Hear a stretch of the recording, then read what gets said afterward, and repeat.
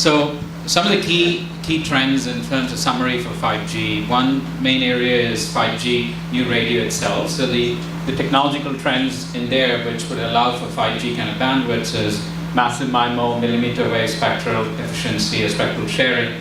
Especially in the US, you have bands called CBRS, which is going to allow for public sharing. The second part to it is a trend that you see with opening up the radio also to virtualization. So up until now, you had NFV and SDN play a bigger role in the core networks, but big cost to operators is on the radio side. So you see an increasing need for technologies around Cloud RAN, where you're opening up the radio interfaces, and it's not proprietary hardware on which radio runs, and you get the efficiencies and the cost, the capex and opex gains as a result of that. The third piece is having a flexible network architecture, and you started to see that with the 5G core evolving towards a services-based architecture in release 15. In release 16, you will see further evolution of the 5G core, and the expectation is that with the advancement, with disaggregated network functions, with the decomposition of the network functions to be microservices-based and cloud-native-based, you have increasingly a flexible architecture in your network by which operator can again save on the cost by which they need to run their network.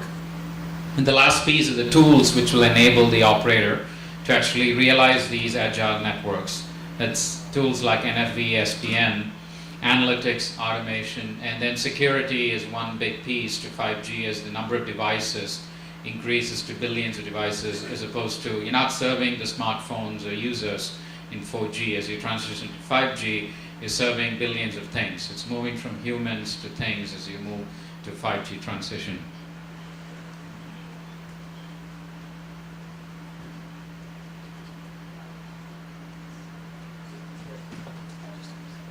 So this is showing, looks like half the slide is cut off because of the screen.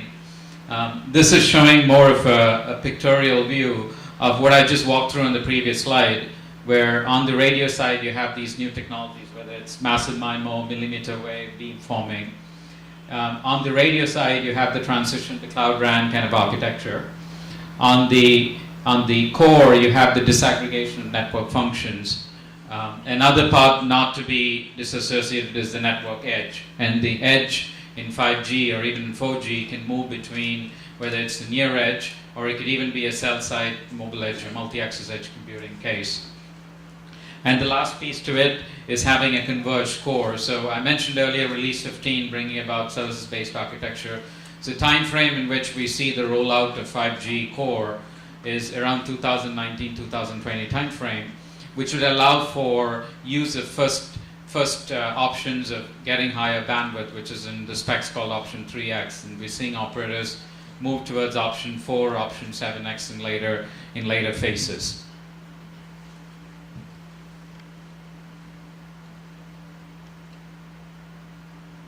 In terms of just the 5G and our air interface enhancements, one of the key things that's happening flexible numerology, so it's no longer limited to a single type of subcarrier spacing or a single TTI number. You could have, based on the radio conditions, based on the use cases, you could have much flexible TTIs.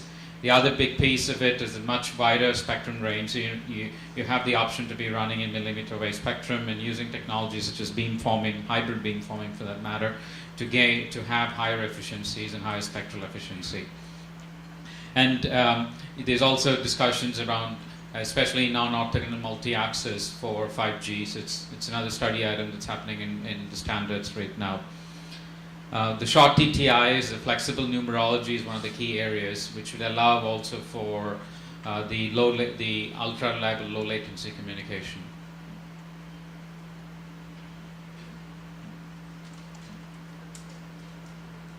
In terms of Cloud RAN, there is a big industry momentum around Cloud RAN. In 4G you have the CPRI-based interfaces, which was mostly proprietary, but in 5G you have eCPRI, which again has some limitations, but at least the bandwidth limitations are gone. They hope to have at least 90% reduction in bandwidth over the front haul. But the initiatives that are there are typically around TIP is one which was founded by Facebook, and recently it was in the news because several operators, including timber sale, including Telefonica, they had issued an RFP and selected several vendors to play in the Cloud RAN space. There was the XRAN organization and the CRAN merger to have ORAN, which is now fully functional. There's been several vendor-specific initiatives as well.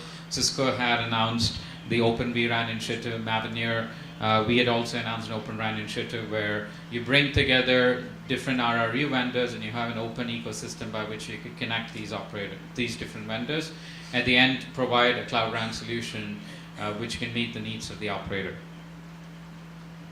Packet core moving to the edge is another key area because as you move towards 5G and you have different variety of use cases, not one size fits all. So one of the first things that happened in release 15 is the separation of control and user plane, or the CUPS model, which allows for the user plane to be distributed closer to the edge. This allows in realizing advanced use cases around AR, VR, video processing and analytics, which could now be done at the edge.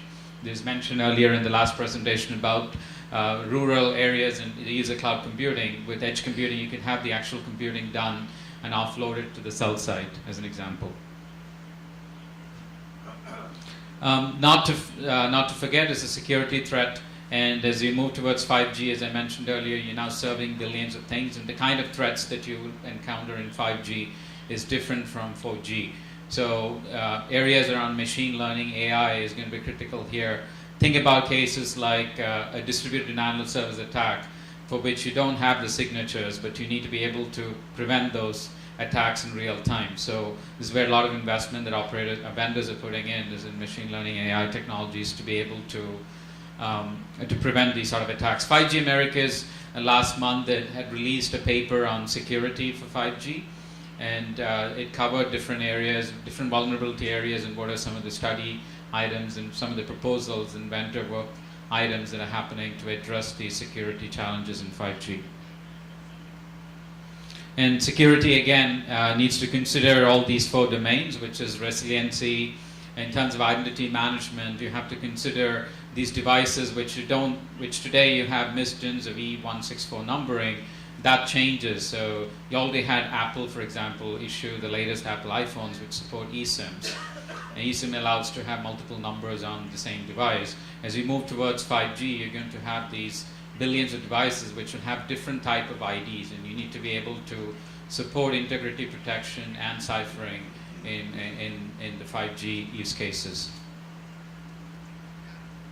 Another area which is getting a lot of attention is around network slicing, and this again is for end-to-end network slicing. And the last piece is service capability exposure, so you're able to expose the capabilities that these networks provide. And I'm sorry, I'm rushing through because my time is almost up. And the last piece is network automation, is allowing you to take feedback in real time of these events and being able to take actionable insights to optimize the network. Thank you.